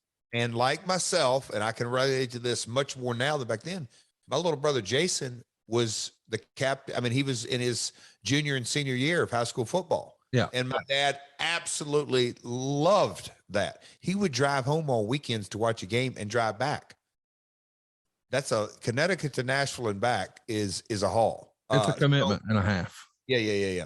So it was, but now as a young 27, 28-year-old, you ain't thinking about that. You're thinking about, Dad, this is my time. And bingo. What world revolved around Jeff? I'm the IC champ. I'm doing this. I'm doing that. How dare you? Yeah. And you're doing what? Yeah. But I can't say that I had like really like long thoughts of it as like, oh my God. And so with our relationship from the time I can remember, it was always a roller coaster. So this was one of those loop-de-loops that, you know, and whether it was the boys or my first wife or other family members or whatever it is, there was a lot of chatter and a lot of noise. And look, I can tell her this today of a character flaw. I just suppressed it. Oh, that's not going on. That's not going on. And, you know, and Cornette has said it, you know, being the son of a promoter is either the biggest blessing or the biggest curse. And I kind of took it as, well, you know, my dad gave me a great opportunity to get in this business and he was in this business first. So he's going to go, I can't fault him for that. But man, the timing of it sucked. And I did not think it was a coincidence. I'm like, dadgummit.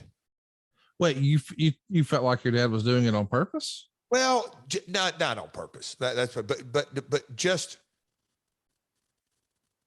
maybe not on purpose. It was just like, dadgum, just. And look, he was getting into developing home. I mean, you know, he had other business ventures. He jumped ship, and it made me feel uneasy. And I can remember Bruce specifically, Pat too, and Vince, a very brief conversation. One, but it was Jeff, this will not affect you. But Bruce kind of multiple times like, Jeff, this ain't going to affect you at all. I probably made a lot bigger deal out of it in my mind for a short window, but it definitely weighed on my mind. Here we are, WrestleMania 11, Hartford Civic Center, 15,000 fans here on hand, jam-packed to the rafters. Do you remember what you did the night before? That was this is where, boy, times have changed, but that was where the Fan Fest was just getting started. I think they actually called it WWF Fan Fest. And me and Rhodey, I wore that silver outfit. And I mean, we had appearances and media and maybe a banquet. We did all kinds of WrestleMania activities. I can remember checking into the hotel, maybe in Hartford, maybe that was a Thursday, maybe even a Wednesday. I mean, I can remember me and Brian, you know, because me and Brian shared rooms on the road. But, you know, you get to Mania, everybody's got their own room, and it was a big deal. I mean, it was the big show, a big deal. We're in a good spot. Me and Brian were having the time of our life. I'll tell you that much.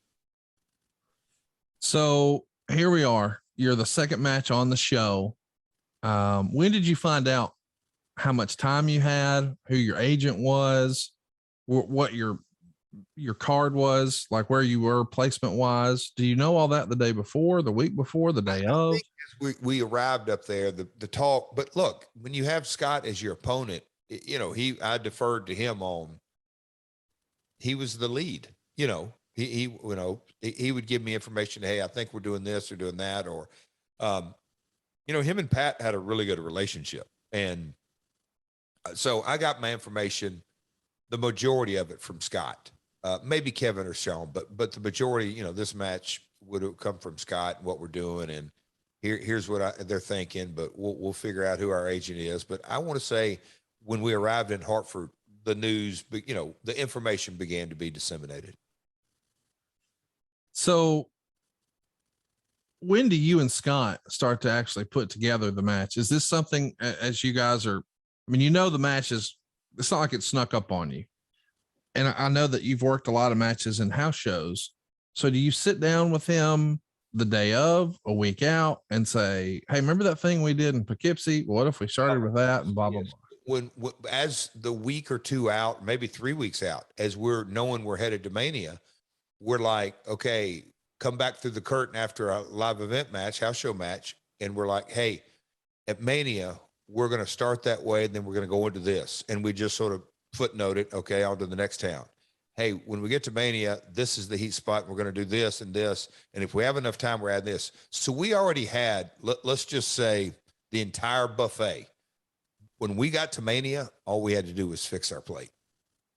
It was really that we had A, B, C, D, E, F, G. We had a whole smorgasbord of spots and nuances and piecing this together and piecing that together. Let's find out how much time we have. And from however much time we have, we'll back time the finish, and then we'll make this pot of soup, go eat it. Here's what it's written to say here. This is Meltzer's recap. Razor Ramon beat Jeff Jarrett by DQ in 13 minutes and 32 seconds. So Jarrett retained the IC title. 1-2-3 Kid came out with Ramon to counter Rhodey. Ramon got the early advantage, but set up the Razor's edge. But Rhodey pulled Jarrett out of the ring by his legs for safety. Jarrett tried to run away to the locker room, but Kid blocked him, chased him back into the ring. Jarrett took over for 3 minutes until a collision. Ramon once again took over, scoring several near falls. At one point, Kid tried to crotch Jarrett on the ring post, but Jarrett kicked him and he crashed at the security railing. At 10:28, Ramon missed a leapfrog off the top rope and quote unquote injured his knee. Jarrett put the figure 4 on, but Ramon reversed it. Kid helped Ramon add leverage to the hold, but the ref caught him and forced Ramon to break the hold. Ramon superplexed Jarrett and set him up for the Razor's edge, but Rhodey did a run in, clipping Ramon's knee for the DQ finish. Kid ran in for the save, nailing both with spin kicks, one of which gave Jarrett a legit bloody nose.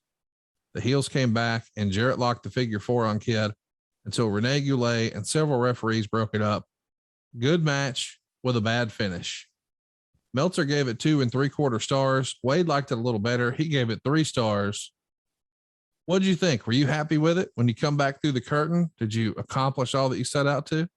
It just dawned on me. You said Wade gave it a higher rating, but most of the time he gives them lower ratings, doesn't he? That's true. Yes, yeah. Sir. How about that little my world statistic today? Coming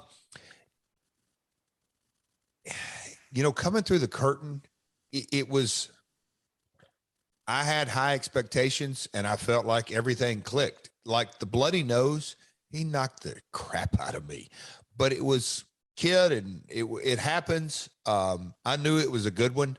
It wasn't a little soft tap, but everything clicked. Everything it gelled. I'll never forget Scott coming through the curtain and the roar and the pop he had. When we came out, me and Brian had heat. They booed us. It was just a good presentation, and Brian playing the part of Rhodey so well, which just added to that whole story of the country music singer. And at this point I'd been there a year and a half, and the build to it. And here is this Southern talking, smack talking dude with a Rhodey, and they kicked our guy's ass at the Royal Rumble, the bad guy. And now he's getting his redemption because, by God, his little buddy, 1-2-3 Kid, is in his corner. Just the table was set right, and the people responded like you think they would.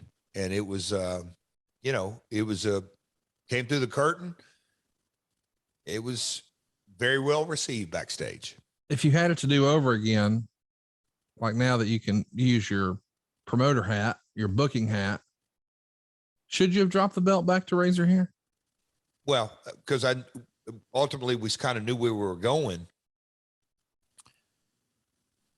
I just say that because you kind of assumed after the Royal Rumble when you won, well, I'm going to drop it back to him at Mania. Here's in my mind that I always thought Scott didn't need to win the belt again. Yeah. And it helped Double J by retaining at Mania. Nobody called it. Nobody called that. They just didn't. Even with 1, 2, 3 Kid in the corner. Oh, wow. Double J. That to me was another, like, just a massive vote of confidence from Vince and his team. Hey, we're going with this guy. Yeah. We are absolutely. I mean, at Mania, it was just a big deal.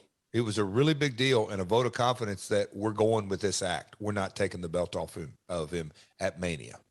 Any hurt feelings with the bloody nose? That spin kick looked pretty brutal. It was no, none. Again, just me and Sean had worked together a boatload of times. We were all, again, just the passion for the industry. That's the last thing that I would get upset about. And no. It's, it just happened. And it's Mania. Of course he's going to be high energy. Scott's happy with the match. Vince is happy with the match. You're happy with the match. Well, everybody was really happy. And when you look back and maybe this is me putting my promoter cap on, but when you watch Road Dogg as a roadie, not a manager, not a mouthpiece, but he really was a second. But my God, he was a scene stealer when you put him in different positions. We had 4 guys in that match. Yes, it was a singles match, but everything Kid did and everything Rhodey did really meant something. And Scott's the orchestra that, as we went into all that, Scott really had the ultimate say in the match, if you will, that if we're going to do a little something, Kid and Road Dogg and myself, we weren't going to say, hey, no, Scott, we are going to do it this way. We deferred to him. He was, as you said, he was in the ladder match the year before, and he had been there, and he came in as Razor Ramon and the Savage program and how much merchandise Scott was selling. And, that's a whole nother conversation that Scott was, he was the guy. Merch sales, he was during this run, Kevin, and we know that they flipped him babyface off of Sean's Bodyguard. Nobody was selling as much merch. It was Brett and Scott. In a lot of ways in the European tours, I mean, Scott was the guy. He was the top, when I say this, true babyface. I don't think you could put Kevin, he was Big Daddy Cool, but he was the guy and the orchestra. And so, yeah, everybody was happy. Let's talk about WrestleMania 11 as a whole. What did you think of the rest of the card? You had Diesel retaining his title over Shawn Michaels. Brett beat Bob Backlund in an I Quit match. Roddy Piper's the special guest referee. LT beats Bam Bam. Did your first WrestleMania live up to your expectations? And what did you think of the rest of the card? Chris Spielman was one of the football players that I got to chat a little bit with during that day. I found him fascinating, but they had a separate dressing room for all the football players, but those guys ended up coming in and talking. And I do remember meeting Mongo for the first time, but when you look at kind of the lineup of that card, you just kind of almost glossed over a 27-year-old kid, Double J from Hendersonville, and Roddy Piper is in an I Quit match. Now, go back 10 years in the first couple of WrestleManias when I'm sitting on my dad's couch in a massive, what those big satellites called, whatever they were. But, just links or whatever they are. It's just those huge, anyway, C-band, anyway. Piper on this card.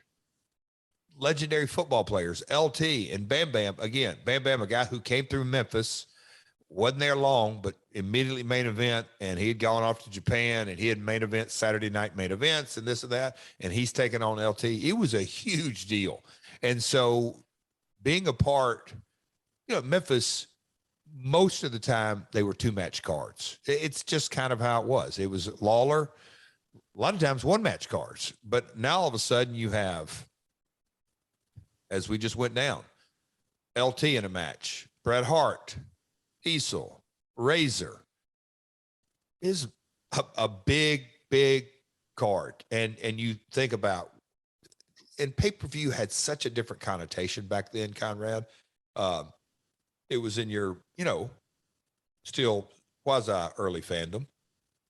Pay-per-view, would you say, had a different, when you heard pay-per-view back in those days, in your brain, for me, a different bell rung than it does now. Yeah. It's now it's transactional, or the Apple generation, I call it the Apple Wallet generation. Back in those days, you had Tyson, you had Holyfield, you had Hearns, and it wasn't as easily accessible, yeah. Back then you had to drive to your cable system the day before and get a little thing on the back of your TV. And that's what I'm saying. It's just a different deal. You can't click a button and it's there. Yeah. Thank you.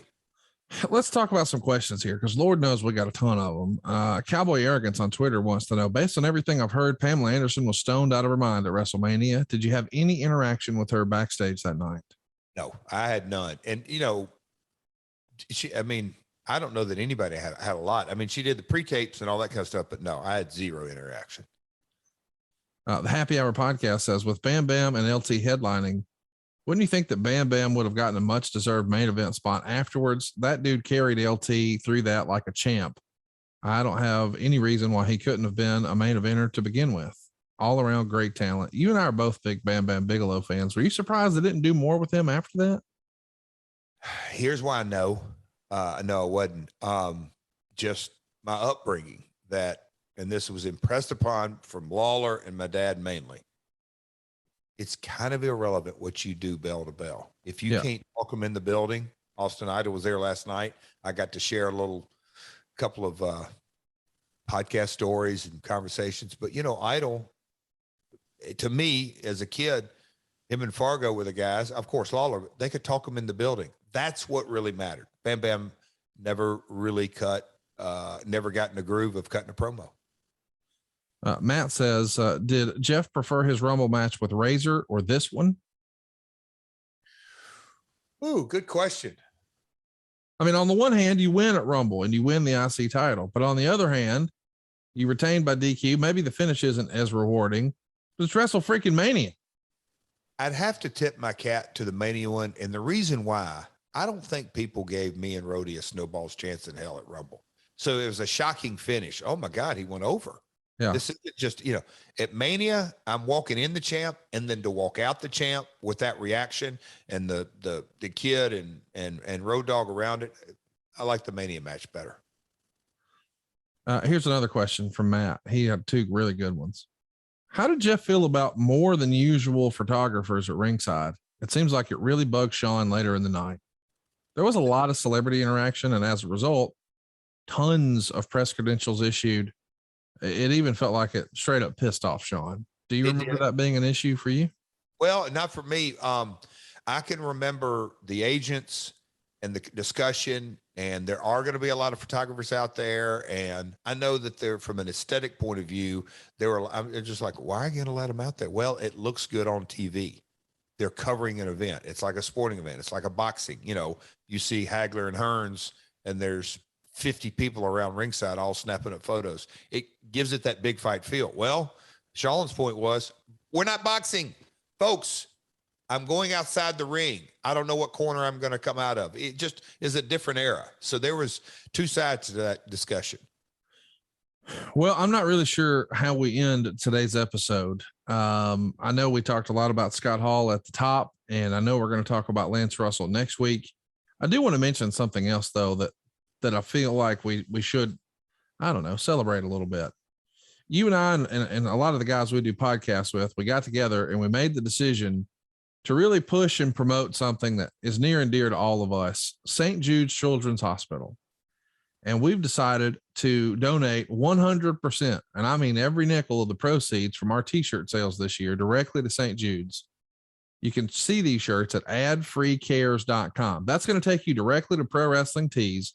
So it's prowrestlingtees.com/adfreecares, or just go to adfreecares.com. You'll see all the great shirts that we've talked about here in this last year or so with My World with Jeff Jarrett. We've lowered the price on all the shirts. All the shirts are cheaper than ever, $17.99, but 100% of the proceeds, and I mean every bit of it, goes directly to St. Jude's. This is something that's near and dear to both you and I, and we've both got a history of working with St. Jude's.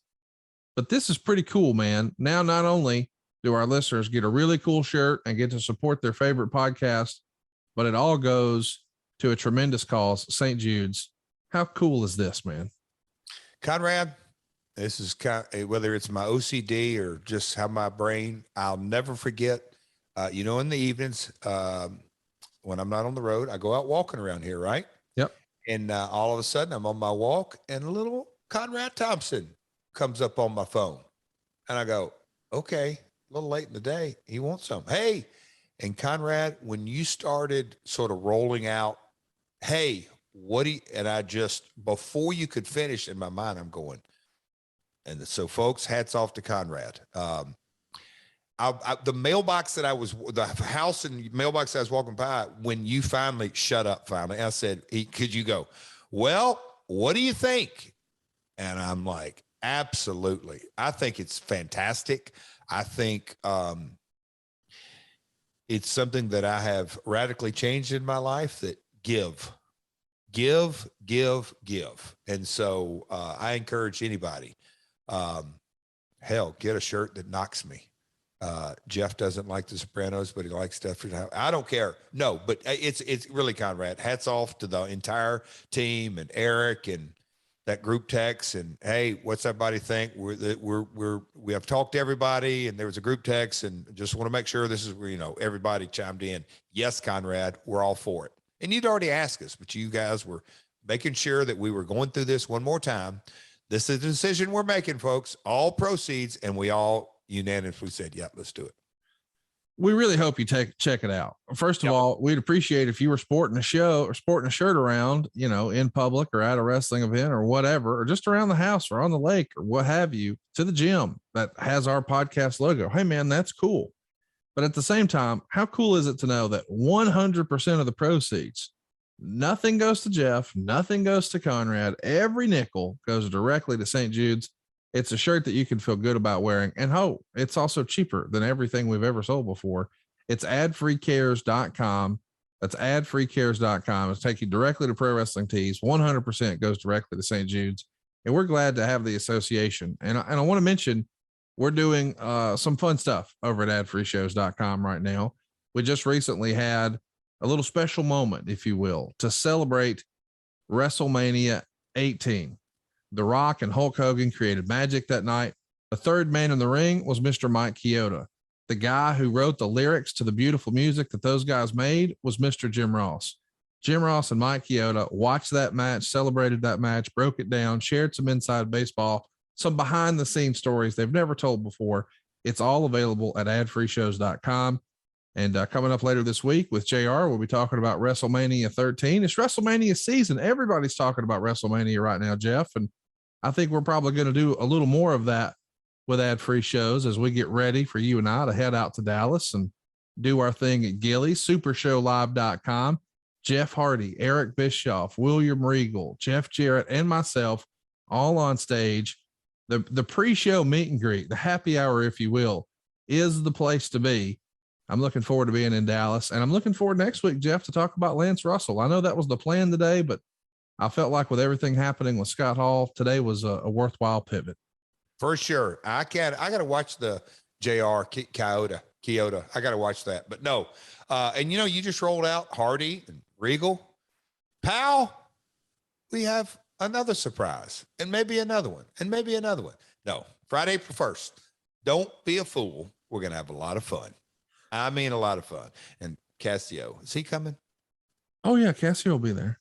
Good. I'm going to smack this shit up. No, kidding. Looking No. forward to it. Boys and girls, get your tickets. Make it happen. Supershowlive.com. April 1st will be here before you know it. And next week, man, me and you, Lance Russell, right here on My World. Peace. Hey, it's Conrad Thompson. Thanks for checking out the podcast here on YouTube. Be sure to hit the subscribe button and the notifications bell so you get a notice anytime we upload some new content. And go save yourself some money right now. If you're in a 30-year loan or you have credit card debt, it's not a matter of if I can save you money. It's a matter of how much. Find out right now for free at SaveWithConrad.com.